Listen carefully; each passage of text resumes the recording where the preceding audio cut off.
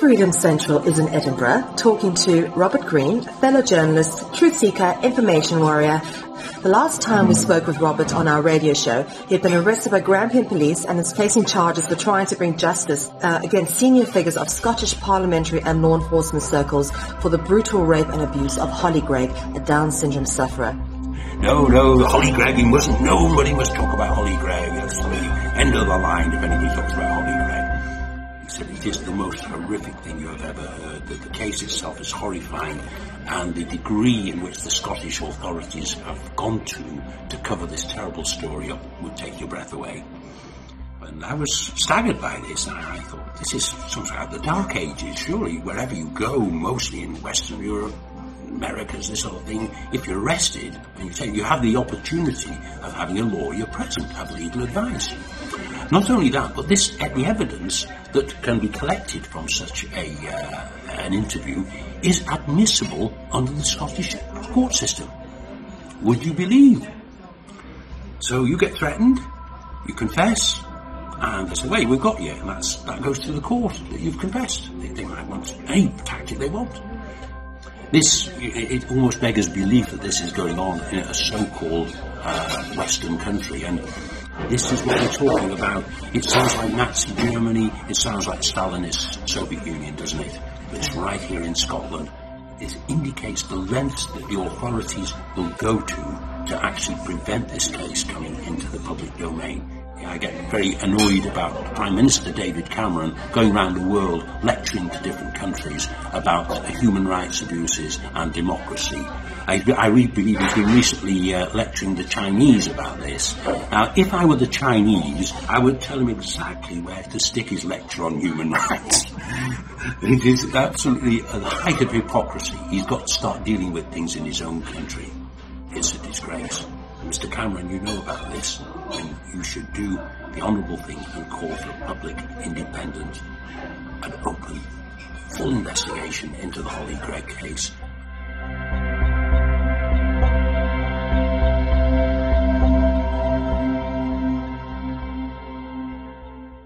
Robert, what a journey. Let's start from the beginning. How did you become involved in pursuing justice for Holly?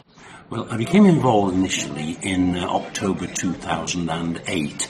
I was been working on another case in England, and as a result of some of the media coverage I received from it was nothing to do with paedophilia or sex abuse. It was to do with the travel industry and corruption in the Metropolitan Police. But as a result of that, I was asked to make a speech at the conference of an organisation called Scotland Against Crooked Lawyers, the chairman of which is Stuart Usher, a very patriotic and loyal Scot. And I gave a presentation, and afterwards Stuart approached me and said, could I possibly help one of the ladies that he'd been trying to help, or two ladies who had to flee Scotland as a result of terrible atrocities inflicted on the daughter who suffered from Down syndrome and had to flee to England. And I didn't live too far away from them, about 60 miles away, and he said, could I just talk to them? Well, I had an awful lot on my plate for the case that I was dealing with at the time, and didn't really have a lot of opportunity to really do the work that I wanted to do. So I said, well, I'll try, but I've really got something that preoccupies me at the moment. Anyway, he persuaded me to talk to this lady. He said it is the most horrific thing you have ever heard, that the case itself is horrifying, and the degree in which the Scottish authorities have gone to cover this terrible story up would take your breath away. So he said, but they are really nice ladies, the mother and daughter. Would you talk to them, please? So I rang, made the call, and of course the lady is Anne Greig, and I spoke to her for about 2 hours on the telephone, and I was enormously impressed with her. I was enormously impressed with her dignity and her grasp of the situation, the fact that she had retained vital documents with which I could not have proceeded, but most of all I was impressed by her extraordinary courage. I told her that if I was going to deal with the case, it would be a rough ride, because I played pretty hard, and of course the adversaries really like to hit back any way they can. And I said, it's going to be pretty tough on you. I'll try and do my best for you, but it's going to be hard on you as well as me. But she said, I don't care. She said, don't care how hard it is. I promise you, I'll stick by you on this. If you can if you can bring these people to justice and prevent further atrocities taking place that will affect other children, other mothers, then I'll be very grateful. I'll back you all the way. And she's been absolutely true to her word. And when I later met her daughter Holly, she's a wonderful, strong, very, very nice person who's got enormous courage herself. So two women, mother and daughter, incredible, ordinary ladies, just nice, ordinary ladies in many ways, with this extraordinary quality of tremendous determination and unquenchable courage. So yes, that's how I got into it anyway. I know it's obviously difficult to talk about some of the more sensitive parts, just so that the people at Freedom Centre get an understanding. Yes. Can we talk about a little bit more detail of the abuse? What was it that Holly was subjected to? One of the things I will say is that when I first took on the story and learned more information, I have to explain firstly, because Holly has Down syndrome, the information tends to come out in spasmodically. It doesn't all come out all at the same time as it would do with perhaps people who didn't have that condition. Down syndrome sufferers tend to have excellent memories, photographic memories, but do not really have a great concept of the intangibles. Time, perhaps, is particularly one that comes to mind. So Holly doesn't have a great concept of time, but she has got a tremendous concept and memory of detail.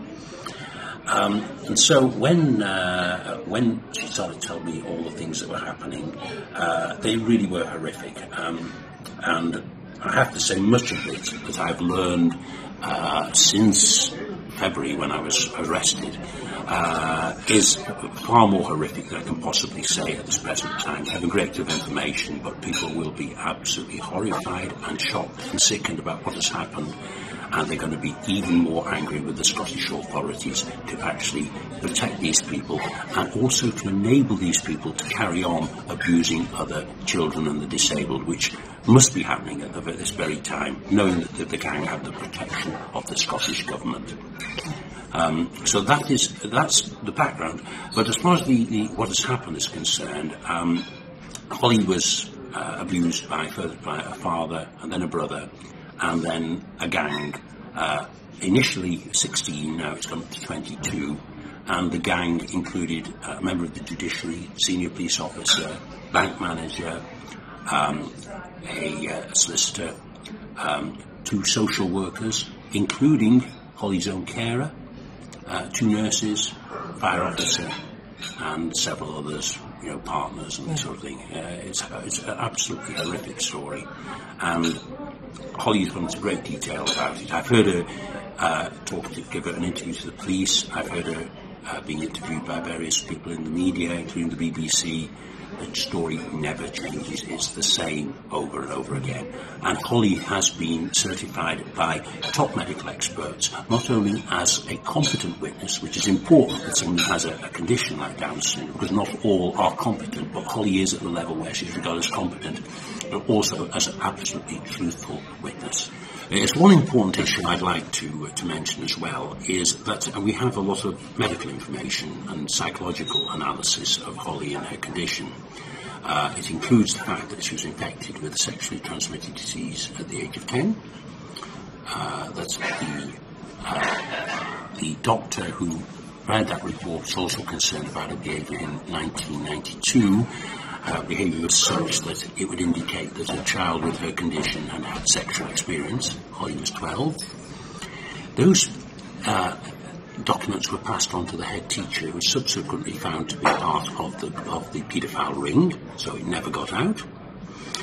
There also were 2 assessments after Holly had told her mother about everything that had gone on, with an eminent psychologist in Glasgow called Dr. Jack Boyle, who quite clearly was convinced that Holly had been sexually abused, and also a very in-depth analysis by another prominent psychologist, Dr. Eva Harding in Scotland.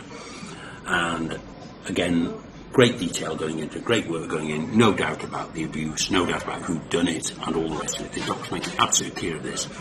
Now, when Anne protested to the police about their conduct, about Holly and the case, and her own treatment and the treatment of her brother, there became an independent police complaints commission inquiry, which I have to say I've dealt with these kind of things before, and they tend to be rather a whitewash, so I'm quite prepared to say that openly. I have very little confidence in them.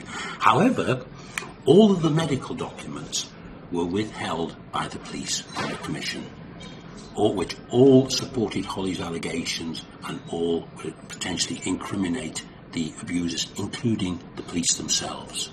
Those documents were withheld from the commission, and I believe that the independent commission would have reached a different, or very likely to have reached a totally different conclusion, other than the whitewash that I don't think it would have been ignored if it was so strong.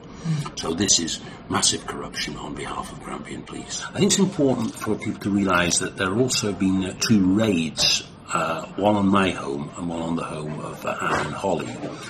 The raid on my home was conducted on Saturday the 13th of February, a day after I'd been held in custody in Aberdeen. Whilst I was being held there, 4 officers from Aberdeen came on a 700-mile round trip to come to my home in England and virtually ransacked my house, took all my documentation, all the defence I would have used against the charges against me, and also confidential information belonging to my clients. Not just, but in particular, Anne Gregg, and the documents that I was holding there were to be used by Anne Gregg to actually launch a prosecution against the police themselves. So the police went down, raided my home, and took away privileged documents that were to be used against the police themselves. Now, are we living in a democracy, a fair society? Does anybody think that? It's happened. And those documents have never been returned to me. Some documents have been returned very recently to my new and excellent solicitor in Glasgow, but he's wading through them, and I don't know what's there. No inventory was left, so I couldn't quite honestly say how much they'd taken, because it was just masses and masses of documentation. So far, despite continual requests, no search warrants have been produced either. And false statements have already been made by Grampian Police about the existence of such a warrant and who authorised it and signed it, which has been followed up by not only my own Member of Parliament, but also the Member of Parliament for Anne, because obviously her documents have been stolen as well. So that's just another example of corruption. There's a further and perhaps even more chilling break-in which took place on the 3rd of June at the home of, this time in England. It's really alarming where the tentacles of this group stretch, and I say we're not just talking about Scotland here. It does make you wonder just how many frightened people there are in the government in the United Kingdom, let alone Scotland. Because on the 3rd of June, on the pretext of Holly being a missing person, which is complete nonsense because they were just taking a little holiday, the police and members of Shropshire Council raided the home of Anne and Holly, their house that they loved, and took away, spent 3 hours in the house, just a little house, looking for a missing person. 3 hours, took away computer things from her computer, documents, photographs, and actually ransacked the house in such a way that could only cause alarm and distress when the ladies subsequently returned to the house. And I was with them when they returned, when they finally got some new keys to go back into the house. The house was in a situation that perhaps young, maybe teenage burglars might have left home. Things thrown on the floor, doors smashed in, broken, everything. It was like a piece of vandalism. But I've been to understand that there are 3 police officers and 2 officials from Shropshire County Council responsible for this atrocity. This is absolutely awful, and again another attempt, in my opinion, to intimidate 2 women who are witnesses to very serious crime. Would you be able to name some of the people that we're talking about here? It would be inappropriate for me to do so at the moment. I would like to, and I have named them, and the names can be found, shall we say. But at the present time, I am under certain legal restrictions. I don't, because my prime aim and my prime legal responsibility is not only to detect and investigate crime, but also, if I have reason to believe further crimes are to be committed, I have a legal obligation to try and prevent those too. But I am very much aware that the opposition would like any excuse to imprison me again. So I'm not going to go so far as to goad people about things unnecessary, because what I've the names I've put out are already in the public domain, so I don't really have to mention them again. Yes, of course. And why is it that this particular case has been so heavily suppressed? Why is it not being picked up by the mainstream media? Why is it not on the front page of every major national newspaper? You would think it would have been done nationally and throughout the world, because Absolutely. it is far more serious than, it's very terribly difficult to compare cases, but when you think about the Fritzl case in Austria, where the father was raping his daughters and this sort of thing, that's a horrible thing. But this case is in extent is absolutely enormously bigger. And of course, as far as we know, there was no official cover-up to that story. There's a gigantic official cover-up on this story. But one of the reasons that it wasn't picked up was that in 2000, when Holly first confessed first told her mother about the way she'd been abused from the age, Holly was 20 at the time, but it's clear she'd been abused from the age of 6. The person in charge in Aberdeen of the what you would call the Crown Prosecution Service in England, but the Procurator Fiscal's Office in Scotland, was a woman called Elise Angelini.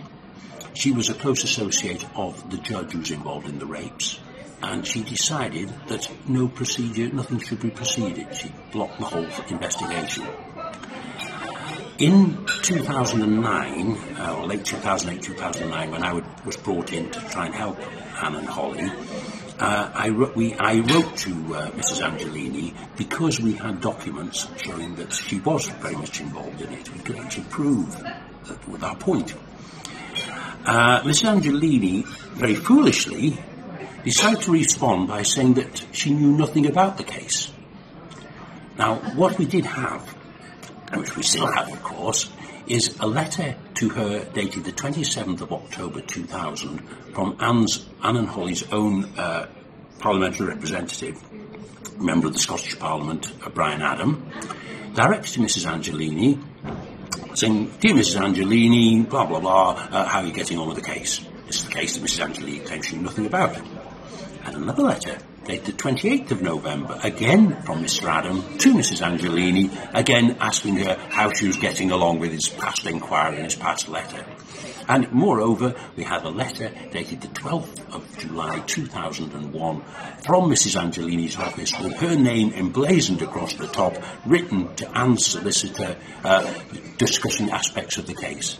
This is the case that the Procurator Fiscal, now the Lord Advocate of Scotland, the senior legal person in the whole of Scotland with equal power to the First Minister, has denied she knew anything about.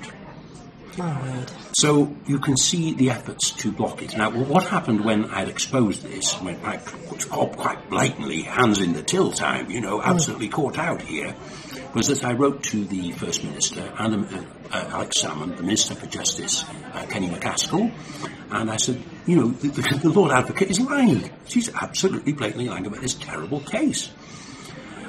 She's got to go. But they did nothing about it.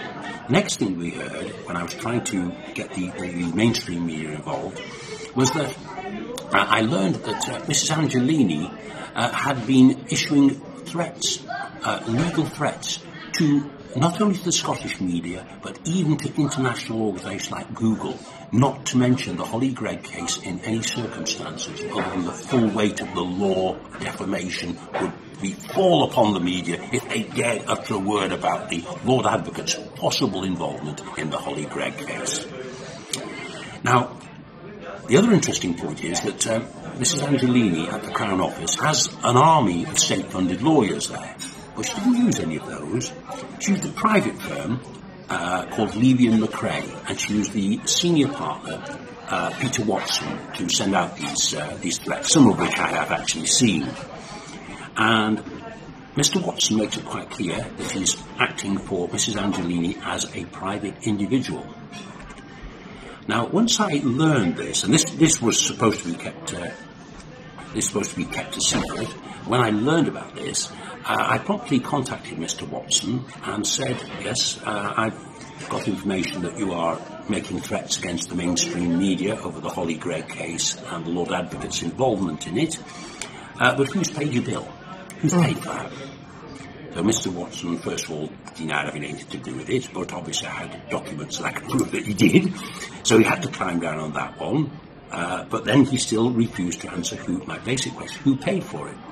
I said, if Mrs. Angelini paid for it personally, I have no objection. I think what she's done is terrible and she should face the full force of the law. But she's entitled to legal representation like anyone else. And if she's personally paid for it, that's all right. I can't object to that.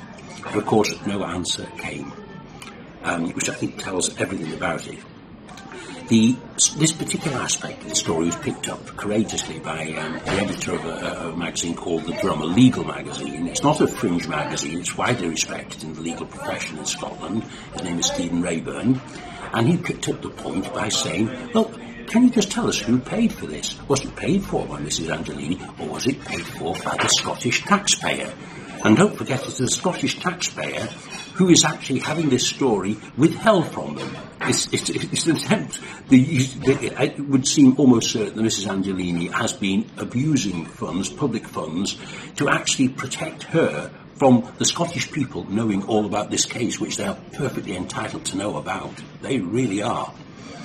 So at the present time, there's been quite a few legal ins and outs with the magazine and with Levy and McRae and Mrs. Angelini, but at the present time the newspaper are pressing for a judicial review because they have still suppressed this information and trying to avoid giving an answer to this basic question: who paid for all these threats from perhaps one of the most expensive law firms in Scotland against the media? That remains. I noticed a little article in one of the Glasgow papers just 2 days ago, still asking this question: Eilish Angelini, who paid the bill for you to threaten people over the Holly Gregg case? So we have a Lord Advocate who has resigned due to the pressure that we put on her on the 1st of October, which we're very pleased about. She should have been sacked ages ago, but she's still there, even though she's announced her coming resignation. But she still isn't answering those questions. I believe she has defrauded the Scottish people, and I also believe that she's responsible for covering up some of the most horrendous crimes in Scottish history, and I hope it won't be long before she faces justice for all the terrible things that she has done. A little bit about the consequences for yourself in pursuing this case. I mean, this has been a massive personal mission for you, and it's had tremendous consequences on you and your family. Yes, it's been very difficult, but I knew what I was up against right from the start. It's really a question of doing what you think is the right thing once you know that the facts about this case, or what I believe to be the facts about this case. Of course, I tried everything to do it through normal channels. I'd written to the Scottish Government about all this. I tried to get the mainstream media involved. I'd written to the police again in Aberdeenshire, who were supposed to be investigating, whose duty it is to investigate it. But everything I did was sort of met with complete rebuttals. No one wanted to know. Everyone was playing the dead bat, hoping I'd just get fed up and go away. Well, I didn't. And in October 2009, I decided to make a public statement in Edinburgh. I called a public meeting and I invited the press, which one or two members did come along, and I decided I would name all the perpetrators whose names have been given to me by Holly, and also I decided to name the victims, which took a little bit of thinking about because this is a very tricky thing. But I really wanted to find some way of opening up this story, so that is why I chose to do that. Nothing happened, even though I'd really come out absolutely publicly with all the names. There's a bit more correspondence flying about, but nothing of enormous significance. So I tried another tack then. It was obviously they were playing a Stonewall game, trying to just wear me down. It was quite clear they couldn't defend themselves. All they could do was hope I would go away, but that was never going to happen. And so I decided that I would stand for Parliament, for the constituency in which most of the abuses had taken place, which was the constituency of Aberdeen South. So as I'd never been to Aberdeen in my life before, on February the 12th, I decided I would come and introduce myself to the people of Aberdeen. I would talk about the general sex of the child abuse case, because it was a threat to every child potentially in the city. And I must tell you, I think I overlooked before, a head teacher is involved in this as well, which is probably the most serious person of all to be, as they have this access to children. So I decided I would go and present myself at 10:30 in the morning outside a major store, on Union Street, the main thoroughfare of Aberdeen, on Friday the 12th of February. I announced it to the press. I announced it as widely as I possibly could and said, I'm going to be there, I'm going to be handing out some leaflets. If you'd like to see me, see what I'm like, if I'm worth voting for, if you want to fire any questions at me, I'll be only too happy to comply. Didn't quite make it. As at 10, I was just walking along, I was going to get a sandwich from a local shop, actually, just before I was going to talk. And I was just on a little back alley, just off Union Street, when I was pounced on by two CID officers. Who said, "Are you George Robert Green?" And I said, "Yes, I am, and we're here to arrest you on breach of the peace." And so they did, and they took me to the main police station, where I was thrown into solitary confinement for the next 4 days. So that was how it started. Obviously, I knew that the authorities were absolutely terrified by this time, despite the fact that they had publicly said that the case was closed and there was no evidence to proceed, and on and on and on, all the usual rubbish about this, all the usual cover-up nonsense. But after this, they were still prepared to throw me into prison, to shut me up. This actually obviously had it was not pleasant. I wouldn't kind of recommend being in a solitary confinement in a cell in a prison in Aberdeen. I'm not really sort of suggesting everybody should do that. But I did realise that we would really hit a nerve here, and they really had something to worry about.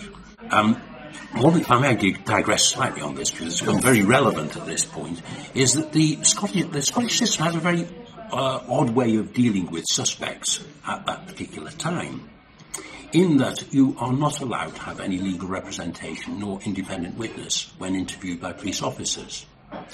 And also, you absolutely think about that, no representation, not at all. Suspect, the police can do anything they want. They could beat you up if they wanted to. Didn't happen to me. They could threaten your family if you didn't confess. They could do that. Or they could alter the taped transcript, which they certainly did in my case.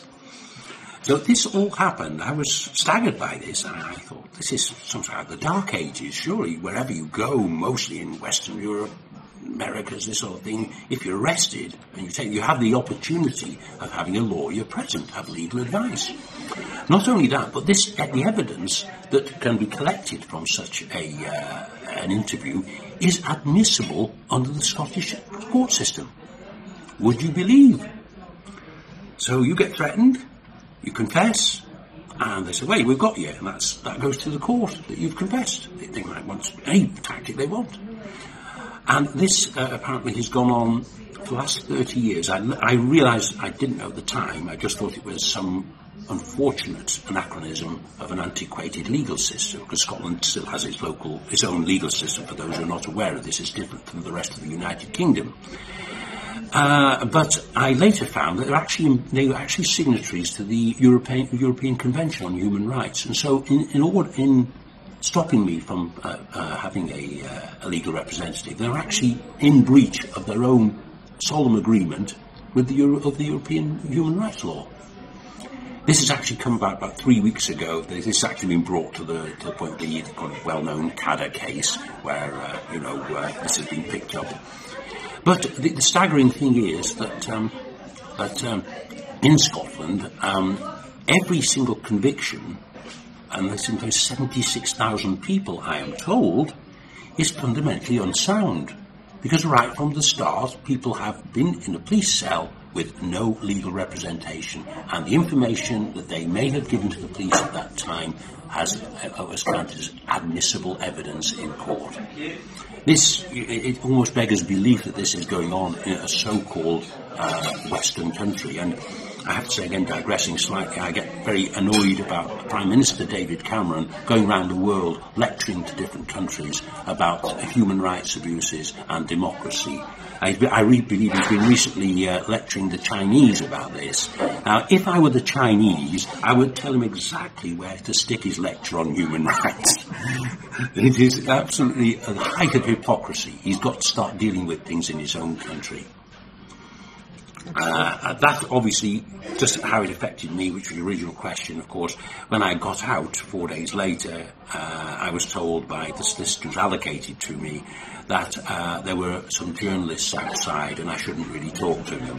Oh, journalists? Because I had no contact with the outside world, not allowed to make a phone call, I had nothing. The only person I was able to give was I was able to give the number of my daughter for the police to ring, but I had no idea if anybody knew or cared or anything else, not a clue.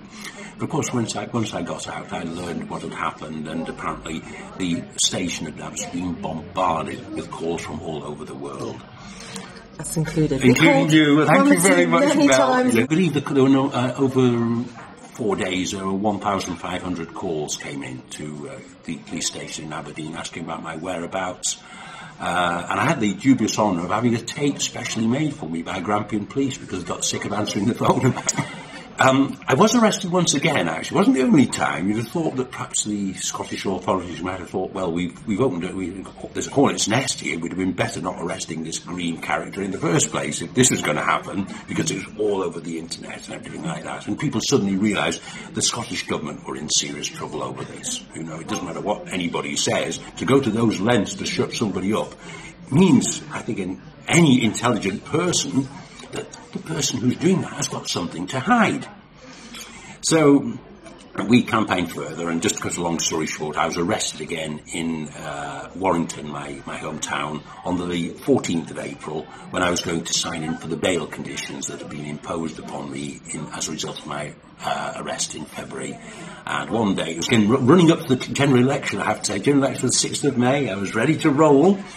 And despite the fact that I was the only person in parliamentary history, in British parliamentary history, to denied both the opportunity of entering the constituency for which he wanted to stand, nor to address those constituents with the particular issue that I wanted to put before them.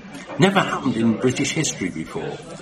But there I was, still the mainstream media weren't terribly interested in it. I was fairly momentous, really, whatever the cause. But no, Holly Gregg, nobody must talk about Holly Gregg. That's the end of the line if anybody talks about Holly Gregg.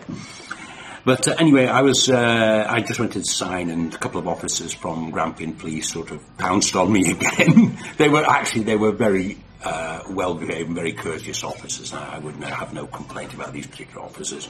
But they took me in handcuffs, 6-hour drive up to Aberdeen, and I was accused of breaching my bail conditions there.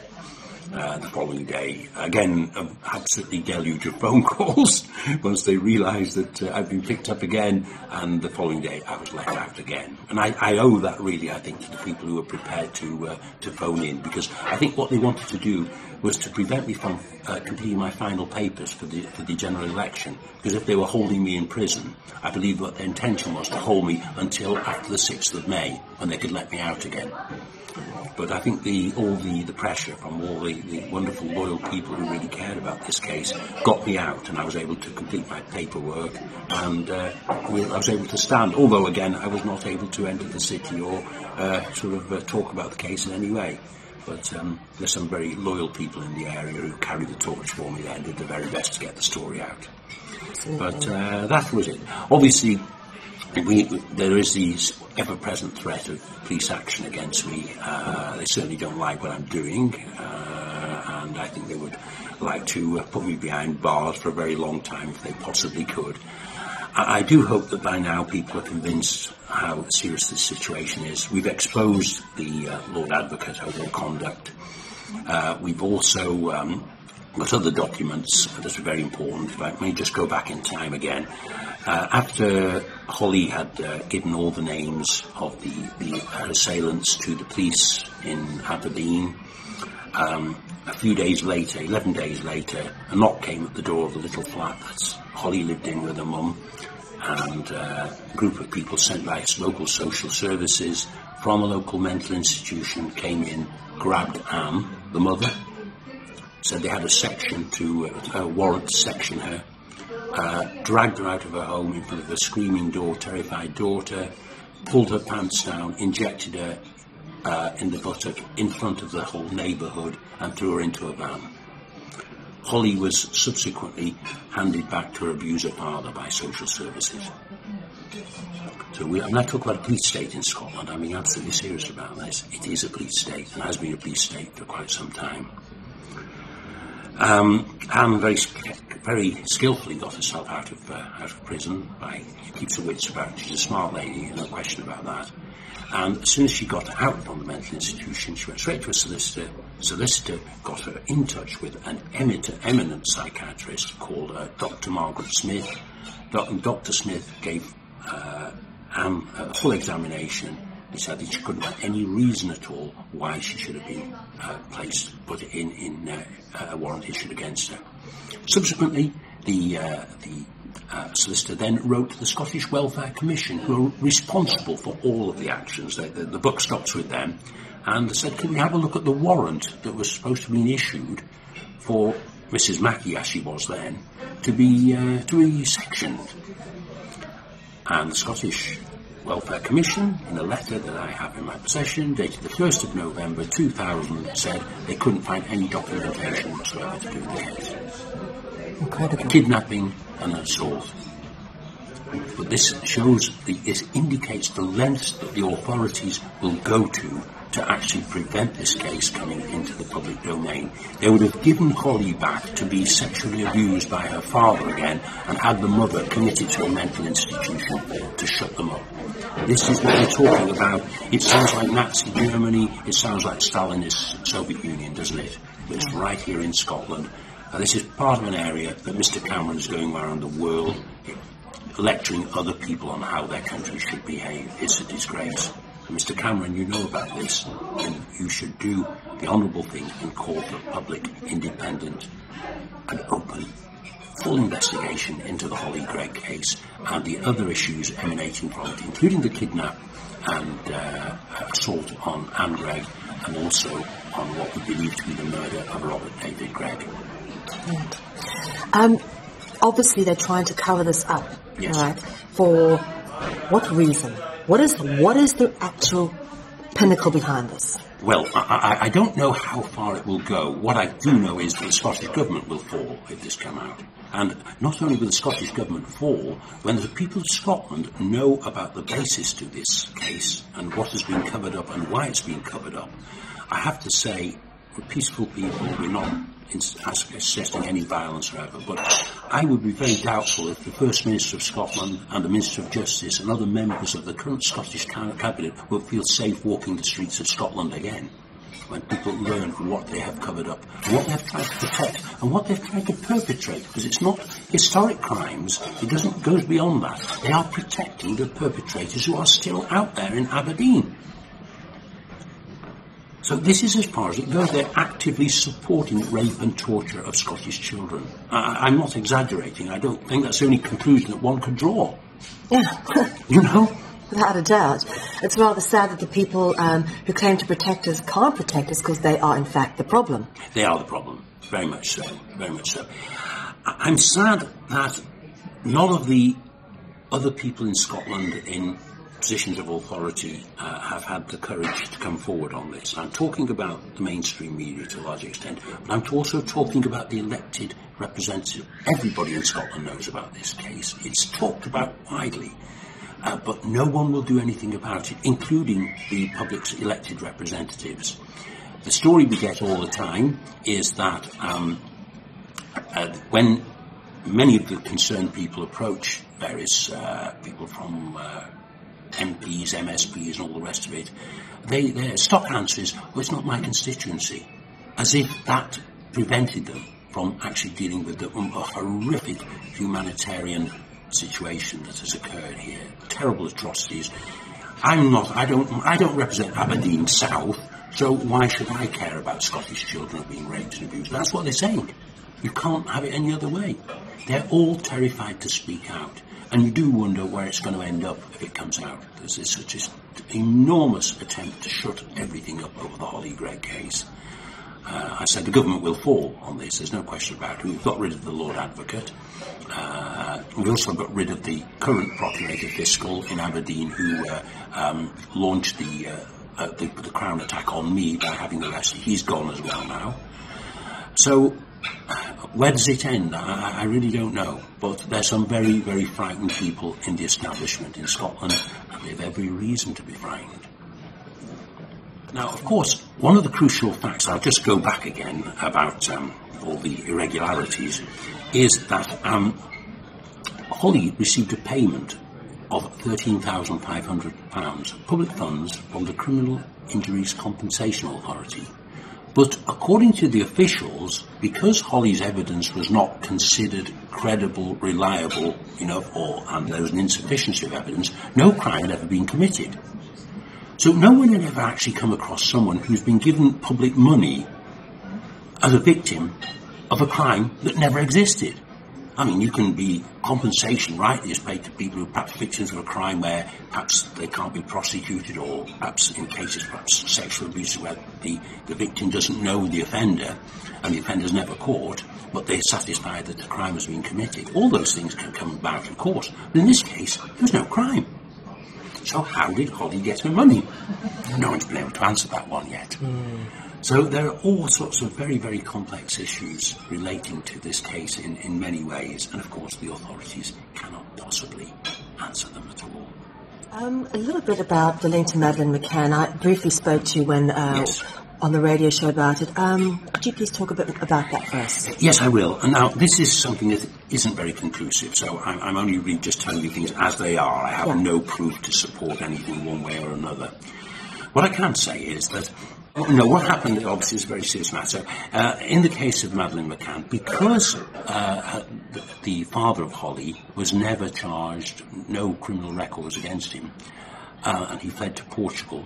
When Madeleine McCann went missing on the 3rd of May 2007, I think it is now, I think it's 2007, but on that particular, a few days afterwards, knowing that her husband and son lived in Portugal, spoke fluent Portuguese, and were apparently quite regular visitors to the Algarve, and along with the victim's support officer, went to her local police station in Shrewsbury in Shropshire to say, look, I think there's something I have to tell you. This little girl has gone missing. My former husband and my son are known sexual paedophiles, very seriously. And then I have to tell you, I have to give you their name and their address, because I think that they should be at least eliminated from the police's inquiries. You should know about this. And because there's no record of them, you wouldn't know, and the Portuguese police wouldn't know. So she told them. Anyway, that was it. Anne felt she'd done her duty, passed this on, assumed that the Portuguese police perhaps made an investigation and her husband and son had got nothing to do with it. That is what she thought. However, when I became involved in the case, we talked about this again, and I thought I'd make one or two inquiries. So I phoned up the Madeleine McCann team, the investigating team at that time, and I raised my concerns with the officer who was dealing with this, the ex-police officer who was dealing with it, a man called Mr. Cowley. And Mr. Cowley did a little bit of investigating. He wasn't overly friendly with me. I don't think he really welcomed my call for some reason. But he looked into it, and I explained what had happened, and he did come back a few minutes after I'd discussed the matter with him about the worries that my client had about this. And he said, well, Mr. Dean, I can tell you that that information was never passed by the British police to the Portuguese police. Nothing was ever told. They were not told that there was a serious sexual predator living in their country. So the father of Holly Gregg and her brother were never interviewed by the Portuguese police over the disappearance of Madeleine McCann. I understand that situation remains as it is to this day. They were actually living in the area? No, they were living in central Portugal, just close to a city called Coimbra, which is just outside Lisbon. But it's only about an hour and a half, an hour and 3/4 drive to the Algarve, which is nothing. If you're going to commit a crime, let's be honest, it's nothing these days, is it really? And the police officers the officers who were investigating Madeleine McCann's crime seemed to be obsessed with the fact that for whatever reason the abductor or abductors of Madeleine McCann had to live on the Algarve. I'm not quite sure why they would restrict themselves to that. Obviously, I'm not party to the investigation of the case. I know very little about it, but it seems an odd way of restricting your inquiries to someone who actually lives in the area where the person went missing. When, you could, being brutal, you could bundle somebody in the boot of a car and you could be 200 miles away before anybody even realised that person was missing. So why on earth would they restrict themselves to somebody who lived on the Algarve? I don't know. Yeah. Is there any further message you have for humanity with regards to this and what ultimately it means for us as an awakening population coming into the knowledge that everything isn't as it should be? Well, it's very difficult. I wish I could give you an easy answer to that. You have to be, on a personal level, you have to be very determined and very courageous, and you have to know your facts, and if possible you need documentary evidence, at least, perhaps not necessarily about the crime, but certainly about any cover-up that may have occurred by the authorities. It's terribly difficult. It's been a very hard road. What I will say is that we've had success. We've brought 2 senior people down in Scotland over this. And although I haven't mentioned this during the interview, of course, Anne and Holly have since been persecuted in England as well. And we've been able to get rid of a person called Councillor Aggie Caesar Homden, who was in charge of the Child and Adult Protection Unit in Shropshire. And she was, we believe, largely but not solely to blame for the persecution of Anne and Holly in Shropshire. I was determined to take her on at a public meeting, which she's bound to attend at some point.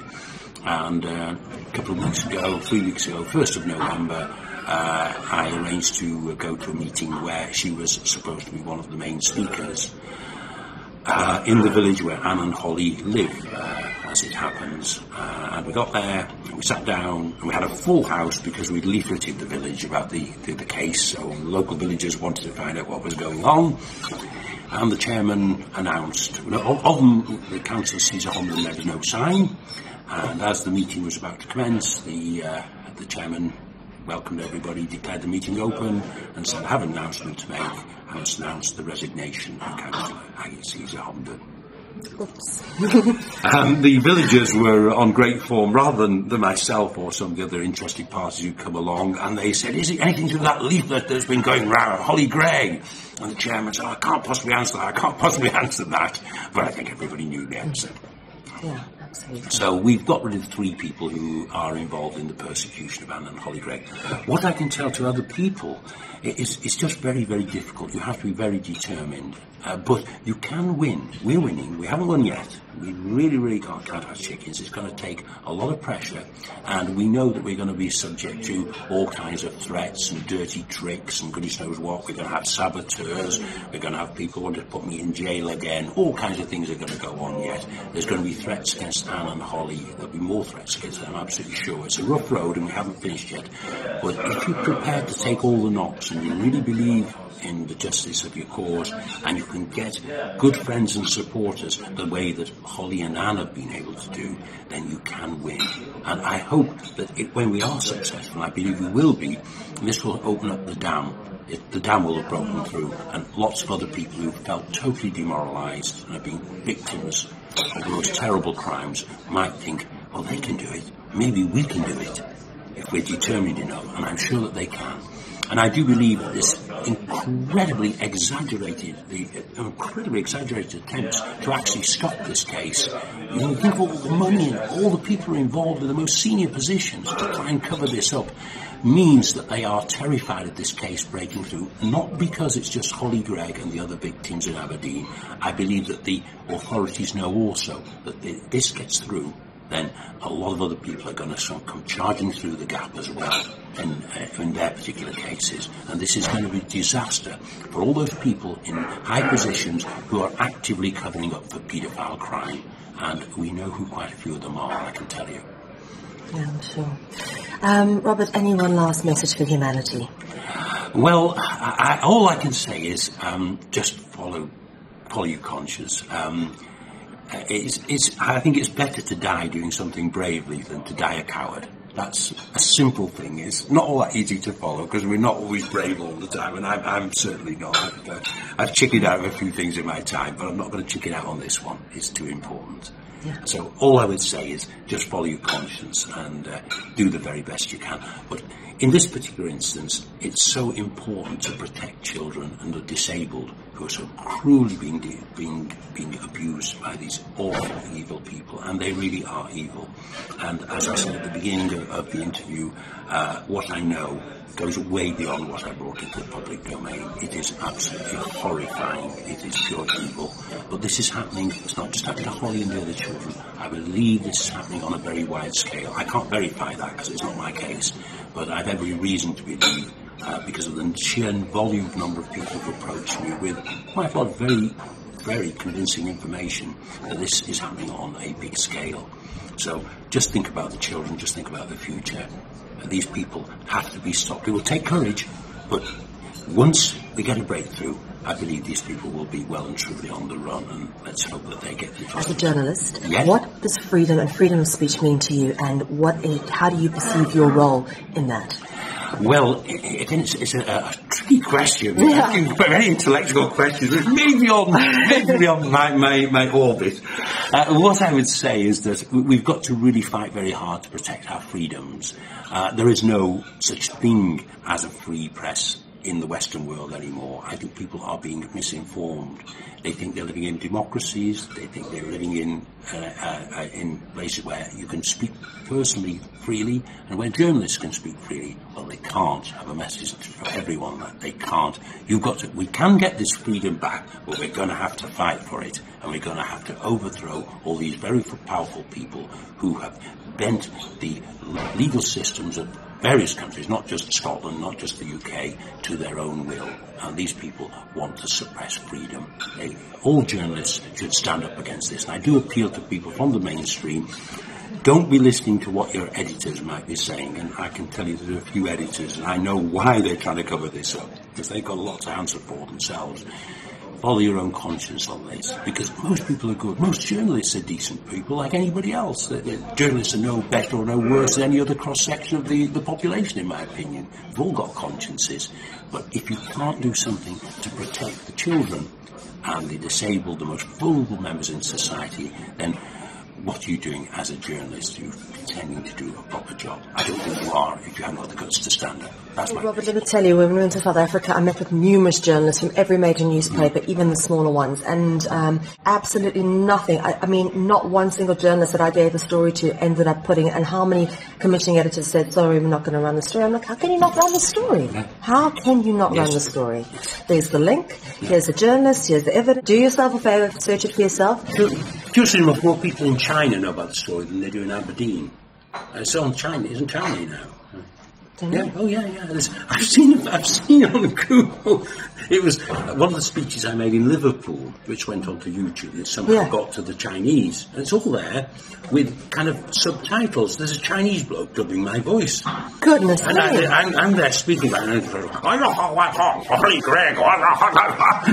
Well, it's great because in China they find all off the internet, don't they? But people in China, people in Pakistan know about it. People in India. People in Palestine know about this case, but it's not nobody in, very few people, relatively speaking. They do now, actually. It's coming through thanks to the alternative media. But for a long time, people all over the world knew about this story. But the people in the city where the children are most at risk and where the crimes were committed knew nothing about it. Free country, free democracy, free, fearless press. Well, they're fearless in a way. I mean, they really attack some people with great power and influence like Jordan and Cheryl Cole and Wayne Rooney, don't they? Oh, they have a go at them, all right, you know. That's to keep us distracted. Yeah, exactly. I always pull the leg over that. Yeah, absolutely. Really go for the really big people. We can't really criticise you too much. Robert, your family must be incredibly proud of you, and I must just say it's an honour and a privilege to have you give us a proper interview today. Thank you so much for your time. We honestly do hope that you'll continue with your commitment to Anne and Holly, and do keep in touch with us and let us know the updates as they come along. I'd be delighted to do so. And we obviously do hope to work with you again sometime soon. Thank you very much for giving me the opportunity to talk about this terrible case. It's very welcome. And thank you for your courage in doing that. Because you need courage to come and do this as well. I know what it takes. Absolutely, Robert. And you know, it's because we all work together that I have the courage to do this. I couldn't do it alone without people like yourself, without David, without the Stellar Info Warriors who inspire me at every given point not to give up. Yes. Well, we have some people, of course, Jim Core, who's been absolutely wonderful, you know. And if I may say, it is a great pity that more people who have huge followings in the public, people famous musicians, singers, performers, actors, it's a great pity that more of them don't follow Jim Core's example and stand up. You know, it would make enormous difference. We've got problems with the media, we've got problems with politicians, but I think if some of the famous people who have lots of great support would actually come and speak out just to help us out, I think it would go a long way. We need more Jim Cores, that's for sure. Absolutely. We need more Robert Greens. Thank you very much for your time today, Robert. It's been an honour and a privilege. Thank you very much indeed, Mel.